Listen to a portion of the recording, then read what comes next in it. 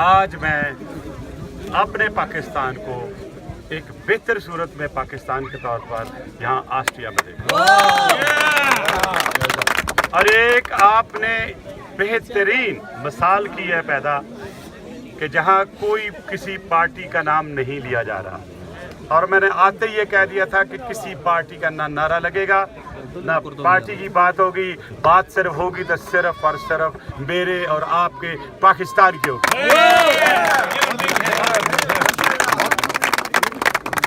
بیشتر کہ میں سب کے نام لوں، میں یہ ضرور کہنا چاہوں گا کہ میں ہمیشہ ایک نعرہ لگواتا ہوں اسٹوڈنٹ لائف سے، پاکستان زندہ باد، پاکستان زندہ باد۔ I know the honorable guests who belong to this country, they are politicians, and on my request, they have stayed back because they had to go and attend the meetings. So I would like to say a few things in English. بعد میں تقریر اردو میں کروں گا. And I want to say, this is an important forum, and today my country is suffering, despite the fact that we are victim. We are sacrificing thousands of people, thousands of the army men. I want to ask the question to the West. We were the one. We are the one who fought this war for you, for the world. And even today, you are not treating us as a victim, but you have put us in the list of terrorists. I have a question on behalf of my nation as to why this discrimination. A country which is called India, which always inflicted Pakistan, is the same country which broke Pakistan into two parts. Today, when we are your ally, we are sacrificing. Why are you actually showering so much favors to India? It's the same country which is butchering Kashmiris in Kashmir. It's the same country which has butchered thousands of Muslims in India. But why human rights bodies claim to be the champion of democracy, the champion of the human rights? Why can't they go and see there? I've recently written a letter to the Secretary General UNO, wake up and see what's happening in Kashmir and why action is not being taken against India for breaking Pakistan. There was a time in 1971 when Pakistan complained, my dear local politicians, this is for you, that when Pakistan complained that India will break Pakistan, and that's the time India said no, Pakistan is lying. But time never spares anybody. History repeats itself. And you all saw confessing Prime Minister Modi for his confession, for the misdeeds of his people, Indira Gandhi, who broke Pakistan. And now they are trying to do the same thing with Balochistan. They are replicating the same Mukti Bani issue, Mukti Bani technique.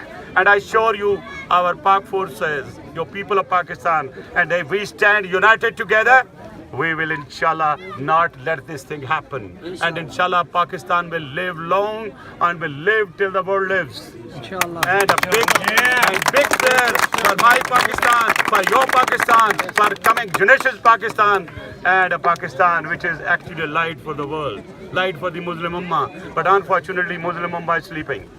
What's happening in the Muslim Ummah, you know. And I'm on record that Daesh is a production. Daesh is actually engineered to destroy a Muslim community. And I would like to tell the West, I gave a statement at the Interpol Forum, every forum, that today, if it is initiated like Al-Qaeda in Afghanistan, now it's initiated in Iraq, its heat will go throughout the world. It did come to Iraq, and you witnessed all those troubles in Turkey, and then you are witnessing here. And that's a time that the world should get together, and instead of sitting in sitting rooms, the world international community got to sit together and get a common strategy against a common enemy, not the way we are doing it. And if we continue not to take action against them, I tell you our future generations are going to suffer. Having said so, میں صرف یہ عرض کروں گا اپنے बहनों के लिए, भाइयों के लिए, बच्चों के लिए कि इस वक्त वतन अजीज बहुत मुश्किल हालात से गुजर रहा है।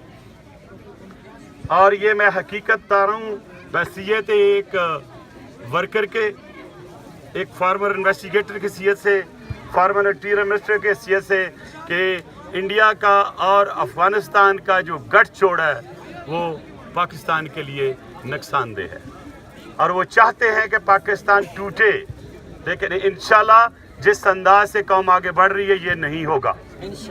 आज मैंने आते ही यही बात की थी कि ना यहाँ कोई तहरीक इंसाफ है, ना कोई पाकिस्तान पीपल्स पार्टी है, ना यहाँ पे PMLN है, ना यहाँ JUI है, ना यहाँ ANP है और ना ही जमात इस्लामी है। आज हम सब पाकिस्तानी हैं।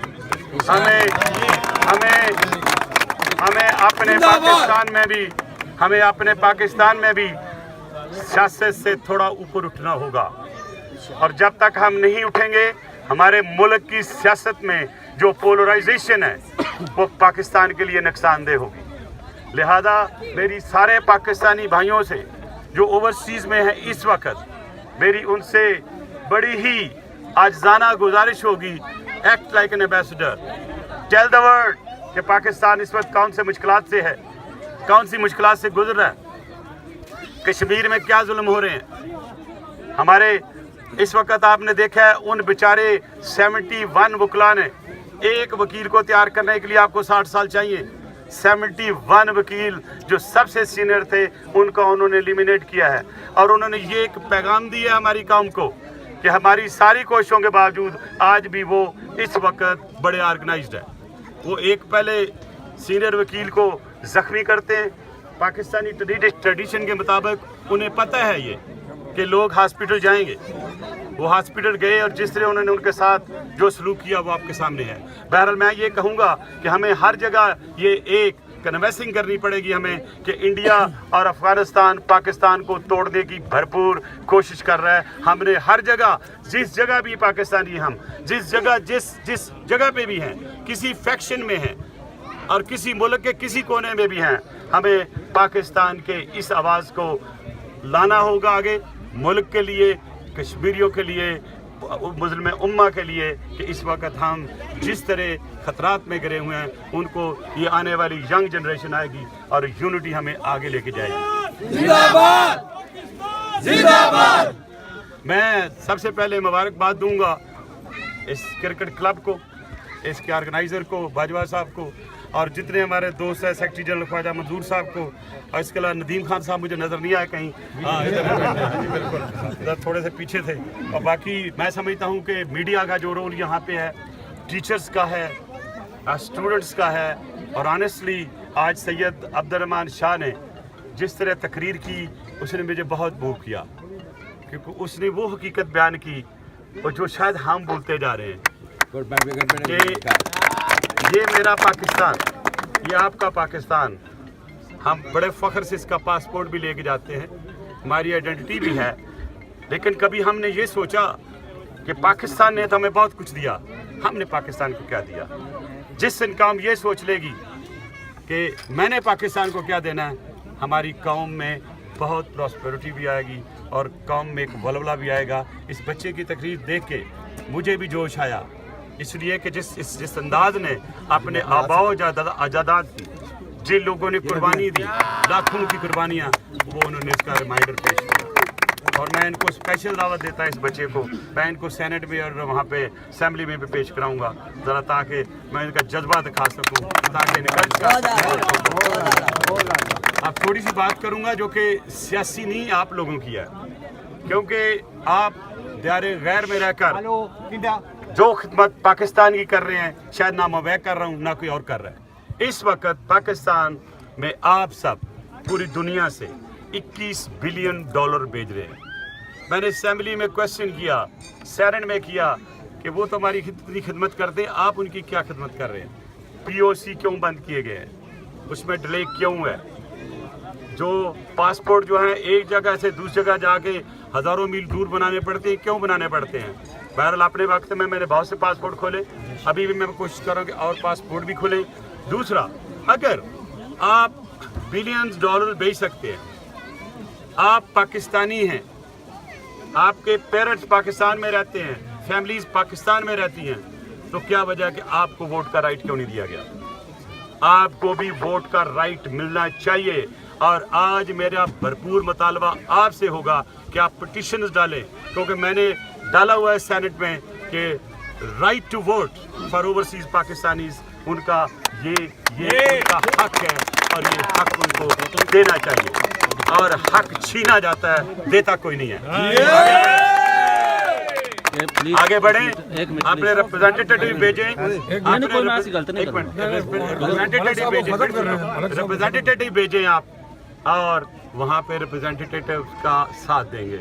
दूसरा, आज जबकि हम यहाँ खड़े हैं, हम सब उन सारे शोहदा को जो पाकिस्तान के लिए कुर्बानी दी है सरहदों पे, ज़रबे अज़म में जिन्होंने शहादतें ली, जो आज भी हमारे लिए लड़ रहे हैं। अब मेरा ये एक पुख्ता यकीन है और दिल से यकीन रखता हूँ कि पाकिस्तान की सॉलिडेरिटी, पाकिस्तान की हिफाजत अगर कोई कर सकता है तो एक इंस्टीट्यूशन है जिसे आप आर्म फोर्सेस कहते हैं, पाकिस्तान आर्मी कहते हैं। तो ये मेरा आज का नहीं, मैं ये हमेशा करता रहता हूँ। आज ये बच्चा जो यूनिफॉर्म दिखा रहा है, ये हमारी शान है।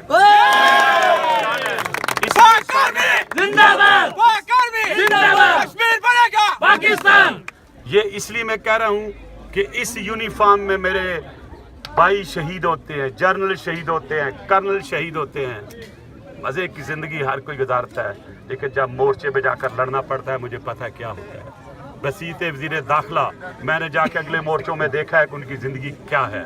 तो लिहाजा हमें बजाय इसके उन नादान लोगों को मैं यहाँ से कहना चाहता हूँ कि जो तनकीद करते हैं हमारी एजेंसियों पे, जो तनकीद करते हैं हमारी फ़ौज पे, उनको मैं सिर्फ कहूँगा कि सिर्फ हिस्ट्री पढ़ दें, सिर्फ हिस्ट्री पढ़ लें, देखें पाकिस्तान को किसने तोड़ा था।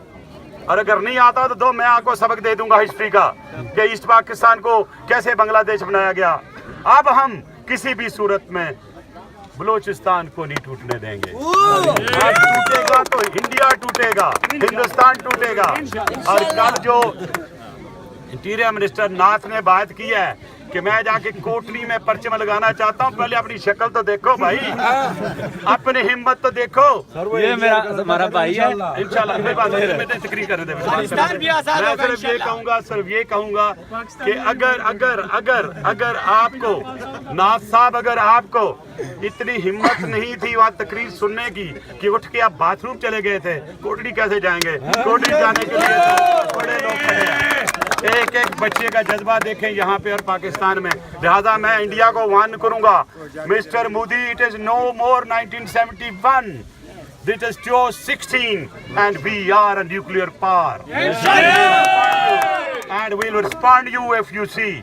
और जो हमारी एक पक्की मजहबी बात भी है, हमारी कल्चरल बात है, जिस आंख को देखो वो आंख निकाल लेंगे। मलिक साहब एक मिनट, कोई गलत सवाल नहीं करांदे सी, क्योंकि साडा हक बनदा सी भी पाकिस्तानी। साडा सवाल है कि पहले भी एक दफा आए सन